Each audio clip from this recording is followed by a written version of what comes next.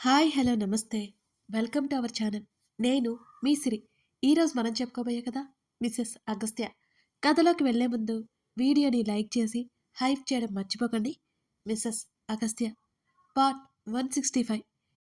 నా వాయిస్ వింటేనే మీకు అర్థమవుతుంది అనుకుంటా. అస్సలు బాలేదు, బట్ చాలా ట్రై చేస్తున్నా. ఇక కథలోకి వెళ్దాం. శ్రీదేవి ఇన్ని చెప్పినా రాధకి భయంగానే ఉంది. అతనికి తనంటే బోల్డంత ఇష్టం, ప్రేమ.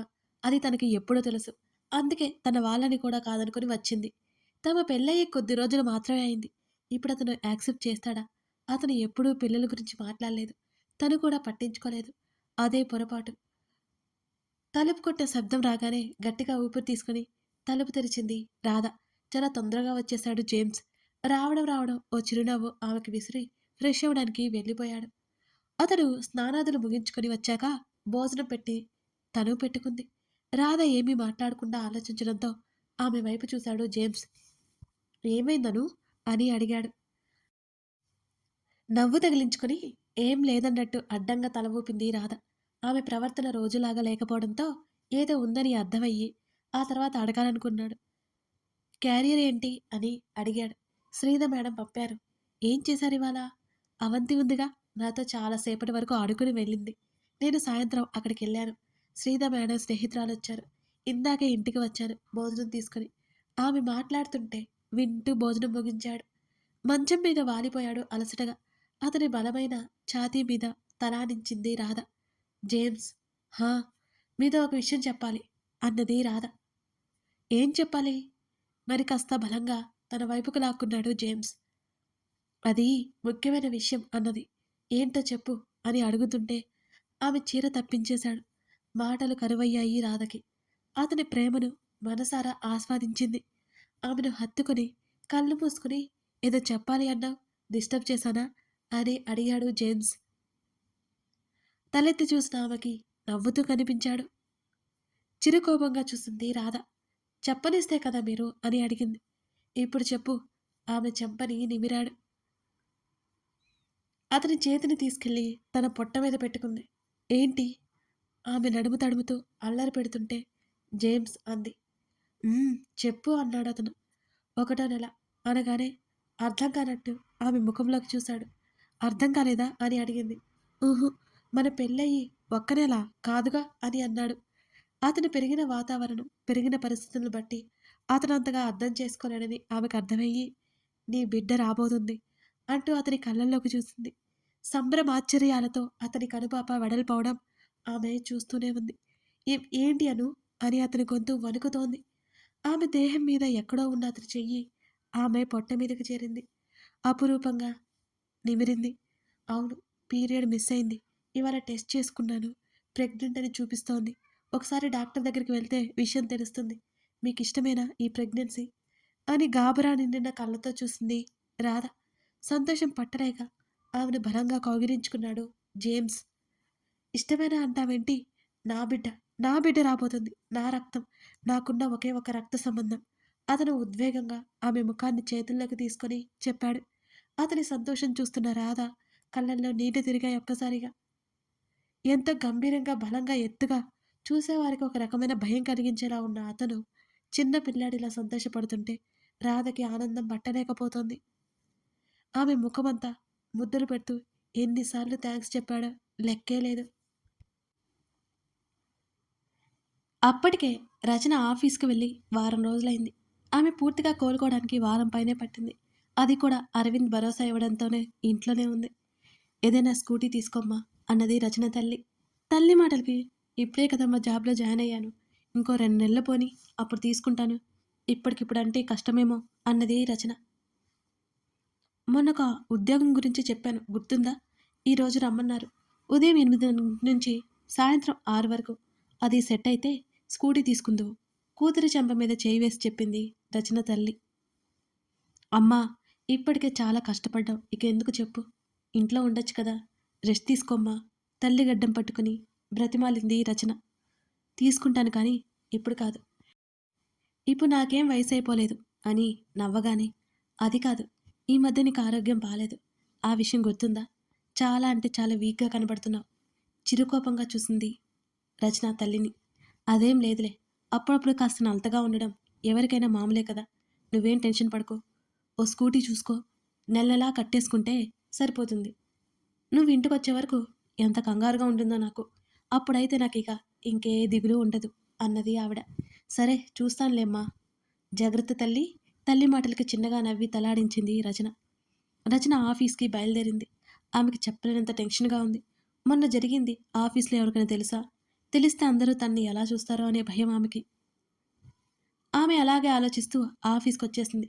కానీ చిత్రంగా ఆఫీసంతా ఎప్పట్లా ఉంది. ఒంట్లో ఎలా ఉందని అడుగుతున్నారు అందరూ. అంతకు మించి ఇంకేం అడగట్లేదు. వాళ్ళకి చిరునవ్వుతో బావున్నట్టు సమాధానం చెప్పి వర్క్‌లోకి వచ్చింది. తన కొలీగ్ హారిక మాటల్లో కొత్త మేనేజర్ వచ్చాడని ఆమెకి తెలిసింది. అతను చూడ్డానికి చాలా చిన్నవాళ్ళలా ఉన్నాడు. అందరికీ రెస్పెక్ట్ చేస్తున్నాడు. అయినా సరే జరిగిన సంఘటన మర్చిపోలేక మగవాళ్ళకి దూరం దూరంగా ఉంటోంది రచన. మాట్లాడడానికి కూడా ఆమె భయపడుతోంది. అరవింద్ కోసం ఆమె కళ్ళు వెతికాయి. అతను 2 రోజుల క్రితం ఎప్పుడో వచ్చి వెళ్ళినట్టు తెలిసింది. మళ్ళీ ఎప్పుడు వస్తాడో తెలీదు. అది మెయిన్ బ్రాంచ్ కాకపోవడంతో అప్పుడప్పుడు విజిట్ చేస్తుంటాడు అరవింద్ అక్కడికి. రెగ్యులర్‌గా రాడు. అతనికి ఆ రోజు తన మనసులో ఉన్నది చెప్పలేకపోయింది. మనస్ఫూర్తిగా అతనికి కృతజ్ఞతలు తెలుపుకోవాలి. అతను చేసిన సాయం చిన్నది కానే కాదు. అతనికి క్షమాపణలు కూడా చెప్పాలి. అతని మీద తను చేసుకుంది. ఆ రోజు ఎక్కువగా వర్క్ లేదు. ఈవినింగ్ త్వరగా ఇంటికి బయలుదేరింది రచన. తల్లి మాటల్లో తెలిసింది. చిన్న ఆర్ఫనైజ్ హోమ్‌లో ఆమె మేనేజర్‌గా ఉంటుందట. ఆ రోజు తల్లి కోసం తనే స్వయంగా వంట చేస్తోంది. ఇప్పటినుంచి ఇద్దరు డ్యూటీలోకి వెళ్ళాలి కాబట్టి తన తల్లి కష్టపడకుండా తన వంతు తాను సాయం చేయాలనుకుంది రచన. చెరొక పని చేసుకుంటే ఎంతసేపు? మరో 4 రోజులు గడిచిపోయాయి. ఉదయాన్నే లేవడం, తల్లికి సాయం చేయడం, ఇద్దరూ రెడీ అయ్యి ఆఫీస్‌కి బయలుదేరడం. సాయంత్రం ఒకరితో ఒకరు గడపడం, మళ్ళీ డ్యూటీలోకి వెళ్ళిపోవడం. ఇదే తంతు జరుగుతోంది వాళ్ళ జీవితంలో. మునుపటి కంటే రచన జీవితం చాలా బావుంది. ముఖ్యంగా ఆర్థికంగా ఇబ్బంది లేదు. ఒకరి కోసం ఒకరు అనే భావన చాలా బావుంటుంది.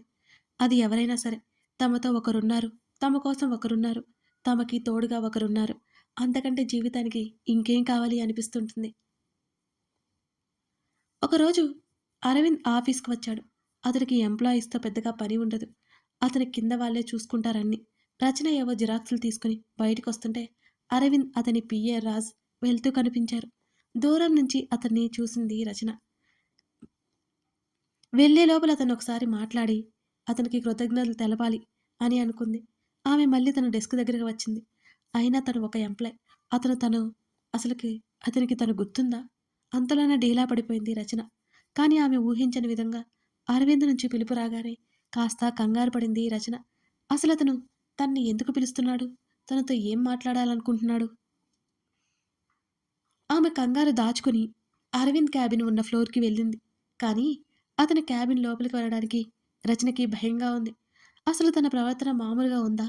అతనిలాంటి వ్యక్తిని అవమానించి చెంపదెబ్బ కూడా కొట్టిందే ఆ రోజు. లోపల నుంచి మాటలు వినబడుతున్నాయి.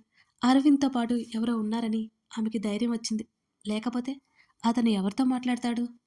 రాజ్ గారు ఉండే ఉంటారు అనుకుంటూ may I come in sir? అని అడిగింది రచన వినయంగా. కమ్ ఇన్ అరవింద్ పిలవడంతో గట్టిగా ఊపిరి తీసుకుని లోపలికి వెళ్ళింది రచన. ఆ రోజు ఉదయం కిటికీ దగ్గర నిలబడి కాల్ మాట్లాడుతున్న అగస్త్యని వెనక నుంచి హత్తుకుంది శ్రీద. అతను కాల్ మాట్లాడడం ఆపలేదు.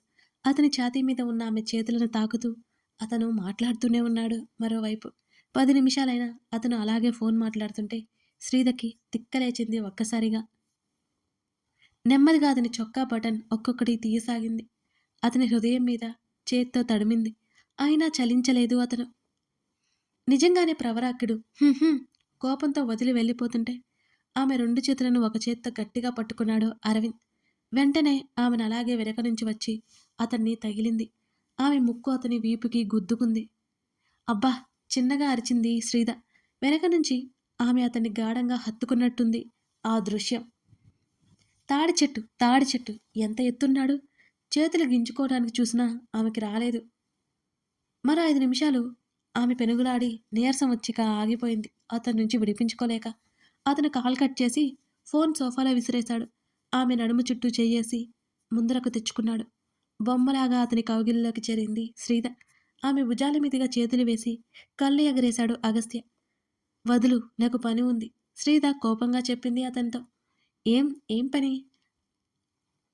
అవి కూడా లేదు కదా! ఆమెను గ్లాస్ డోర్ వైపుకి తీసుకెళ్లి సోఫాలో పడేసి మీద చేరిపోయాడు. అవంతిని ఆనంద్ ఏదో పని మీద వచ్చి చందన తీసుకురమ్మందని తీసుకెళ్ళిపోయాడు. ఓయ్! నువ్వు ఆఫీస్‌కి వెళ్ళవా? చిరుకోపంగా చూసి అతన్ని నెడుతున్నా ఎంతకీ కదల్లేదు. వెళ్ళట్లేదు ఇవాళ అంటూ నెమ్మదిగా ఆమె చెంపల మీద ముద్దు పెట్టుకున్నాడు Agastya. Help me! Help me! ఆమె అరుస్తుంటే ఆమె నోటి మీద చెయ్యడ్డు వేశాడు. అతని చేతిని నెట్టేసి, ఇవాళ నేను ఆఫీస్ దగ్గరికి వెళ్ళాలి. అసలు వర్క్ ఎలా జరుగుతుందో చూడాలి. వదిలు నన్ను అని ఆమె గింజుకుంది. అప్పటికే అతని పెదవులు ఆమె చెంపల మీద నుంచి మెడవంపులోకి చేరిపోయాయి. శ్రీధ కళ్ళు మూసుకుపోయాయి. అతని జుట్టులోకి చేతిని జూర్చి తన వైపుకు లాక్కుంది శ్రీధ. ఆమె శరీరం మీద టీషర్టు వేరైంది. ఆమె దేహం మీద అతని పెదవుల ముద్రలు మెల్లిగా చేరిపోతున్నాయి. అగస్త్య ఫోను ఆగకుండా మోగసాగింది. ఆమె వలపు మలుపులలో చిక్కుకున్న అతనికి ఆ శబ్దం వినిపించలేదు. అతని మాయలో ఉన్న ఆమెకి అసలు పట్టించుకోలేదు. అతని శరీరం నుంచి చొక్కా వేరైపోయింది. మరో 2 సార్లు అతని ఫోన్ మోగుతూనే ఉంది. ఎవరో చూడు, శ్రీధ భారమైన స్వరంతో చెప్పింది అతనికి. అతను పట్టించుకోలేదు. ఇన్నిసార్లు చేస్తున్నారంటే చూడు ముందు అతని చెంప మీద చేయి వేసి మరోసారి చెప్పింది శ్రీధ. ఆమె తల పక్కనే ఫోన్ ఉండడంతో ఆమెకి ఇరిటేటింగ్‌గా ఉంది. మొబైల్ తీసుకొని ఆమె హృదయం మీద వాలి అన్నోన్ నంబర్‌ని చూసి లిఫ్ట్ చేశాడు అగస్త్య. హలో! చెప్తూనే ఆమెతో అల్లరి మొదలుపెట్టాడు. హాయ్ మిస్టర్ అగస్త్య చక్రవర్తి. ఒకలాంటి దర్జాతో నిండిన ఆ స్వరం విని అతని కనుబొమ్మలు ముడిపడ్డాయి. ఎవరు? అని అడిగాడు. ఇంకా నన్ను గుర్తుపట్టలేదా? నవ్వింది అవతల నుంచి గట్టిగా. అగస్త్య తల నిమురుతూనే అలాగే కళ్ళు మూసుకుని ఉంది శ్రీధ. నువ్వా? నవ్య అని అర్థమై అతని ముఖంలోకి కోపం చప్పున పొంగింది. అప్రయత్నంగా శ్రీధ నుంచి దూరం జరిగాడు. అతని ముఖం సీరియస్‌గా మారిపోవడం గమనిస్తూనే ఉంది. వెంటనే అతని చొక్కా తన శరీరానికి కప్పుకుంది శ్రీధ. యస్, నేనే. నీ ఆఫీస్‌లో నువ్వు లేవట కదా! ఇప్పుడు నేను నీ ఇంటికే బయలుదేరాను. ఆఫీస్ మానేసి నీ వైఫ్‌తో ఉన్నావా? అని ఆమె అంటుంటే షటప్! అతని గొంతు విని శ్రీధ ఉలిక్కిపడింది. అతని ముఖంలో కోపం తాండవిస్తోంది. ఎప్పుడూ లేనంత కోపం చూస్తుంది ఇవాళ శ్రీధ. చాలా రోజులకి. నేను నీ వైఫ్‌ని మీట్ అవ్వాలి అనుకుంటున్నాను మిస్టర్. రమ్మంటావా? ఇదేదో నిన్ను బెదిరించడానికి చెప్పట్లేదు. తనతోనే తేల్చుకోవాలి నేను అని గట్టిగా నవ్వింది. అతను లేచి అక్కడి నుంచి పక్కకు వచ్చాడు. అతని పెదవుల మీద చిరునవ్వు మెరిసింది. నేను కాబట్టి నిన్ను వదిలేశాను. నీ బ్రెయిన్‌లో ఉన్నది తనకి తెలిస్తే నిన్ను పాతిపెట్టేస్తుంది. నా విషయంలో చాలా చాలా సెల్ఫిష్ అని అన్నాడు పొగరుగా నవ్వుతూ. నవ్య పళ్ళు నూరుకుంది ఆ మాటకి. అంతలోనే ఇప్పుడు నేనొస్తున్నాను. నిన్ను చూడాలి, మీట్ అవ్వాలి. లేకపోతే నువ్వే వస్తావా? ఆమె సీరియస్‌గా అడిగింది అతన్ని. నీ మొహం చూడడమే నాకు అసహ్యం. అలాంటిది నేను నిన్ను ఎందుకు కలుస్తాను? నా ఇంటి గేటు కూడా దాటలేవు నువ్వు అని అన్నాడు చాలా చాలా సీరియస్‌గా అగస్త్య. నీ ఇంటి గేటు దాటలేను ఓకే. నీ ఇంటి ముందు అయితే ఉంటాను కదా! ఎప్పుడైతే నువ్వు నాకు కావాలి అనుకున్నావో సొసైటీ గురించి మర్చిపోయాను అని అన్నది నవ్య. ఒక క్షణం ఆలోచనలో పడ్డాడతను. నవ్య సైకో. ఎంత రచ్చ చేస్తుందని అనిపించింది. నేను కనుక వస్తే నువ్వు నా చేతుల్లో చావడం గ్యారంటీ. అంత కోపంగా ఉంది ఆమె మీద అతనికి. హాయిగా చచ్చిపోతా. ఆమె ప్రేమ అతన్ని తాకలేదు. ఎప్పటికీ తాకదు. ఆ విషయం కూడా గుర్తించట్లేదు. ఆ మాట చెప్పింది నవ్య. ఏం చేసుకుంటావో చేసుకో. నేను రాను. నిన్ను రానివ్వను. అతని నుంచి ఆ రియాక్షన్ ఆమె ఊహించలేదు. అతను కాల్ కట్ చేశాడు. వెంటనే జేమ్స్‌కి మెసేజ్ చేశాడు. నవ్య ఆ వీధిలోకి కూడా అడుగు పెట్టకూడదు. జేమ్స్ నుంచి వెంటనే సరే అన్నట్టు రిప్లై వచ్చింది. నవ్యని ఎలా వదిలించుకోవాలని ఆలోచనలో పడ్డాడు. ఎంత వద్దనుకున్నా ఆమె ఒక ఆడపిల్ల అనే విషయం అతను మర్చిపోలేకపోతున్నాడు. నవ్య విషయంలో ఏది చేయడానికి అదే వెనకడుగు వేయిస్తోంది. ఆలోచనల మధ్య వెనక్కి తిరిగిన అతనికి శ్రీధ తన వైపే చూస్తూ కనిపించింది. షిట్! వెంటనే ఆమె దగ్గరికి వెళ్ళిపోయాడు అగస్త్య. అలాగే అతని చొక్కా ఒంటి మీద కప్పుకొని కూర్చుని ఉంది. ఒక కాలు మడిచి మరొక కాలు కిందకి వేసి ఆమె ముందర కూర్చున్నాడు అతను. I am sorry. అతను ఆమె ముఖాన్ని చేతుల్లోకి తీసుకుని నెమ్మదిగా చెప్పాడు. It's okay. అసలేమైంది? ఎవరు ఫోన్ కాల్? ఆమె అయోమయంగానే ప్రశ్నించింది. ఇప్పుడు నవ్య గురించి చెప్తే శ్రీధకి మరో టెన్షన్. అందుకే ఇంతవరకు ఆమె వద్దకు వెళ్ళనివ్వలేదు. ఒకవైపు నవ్య ఏదో ఒక అల్లకొల్లలో సృష్టించాలని చూస్తోంది. చెప్పు, ఏమైంది? ఎందుకు కోప్పడ్డావు? ఆమె అడిగింది. మళ్ళీ కథ మీకు కొనసాగుతుంది. కంటిన్యూటీ మిస్ ఇప్పుడు అవుతుందని అగస్త్య చేసేస్తున్నానన్నమాట. శ్రీధతో నవ్య విషయం చెప్తాడా? అలాగే మీరు చెప్తే శ్రీధ లైక్ ఎలా చేసి రియాక్ట్ నా అవుతుంది? వర్క్‌ని సపోర్ట్ చేస్తారని నెక్స్ట్ ఏం ఆశిస్తున్నాను. జరగబోతుంది? Thank you for watching this అలాగే వీడియో. రచన అరవింద్ ఏం మాట్లాడుకోబోతున్నారు? తెలియాలి అంటే ఈ కథని మీరు పూర్తిగా చూడాల్సిందే. మీ అందరికీ కథ నచ్చిందే అనుకుంటున్నానండి. వాయిస్ బాగోలేక కొంచెం తేడా వస్తుంది నిన్న ఇవాళ. అలాగే మీరు లైక్ చేసి నా వర్క్‌ని సపోర్ట్ చేస్తారని ఆశిస్తున్నాను. Thank you for watching this video.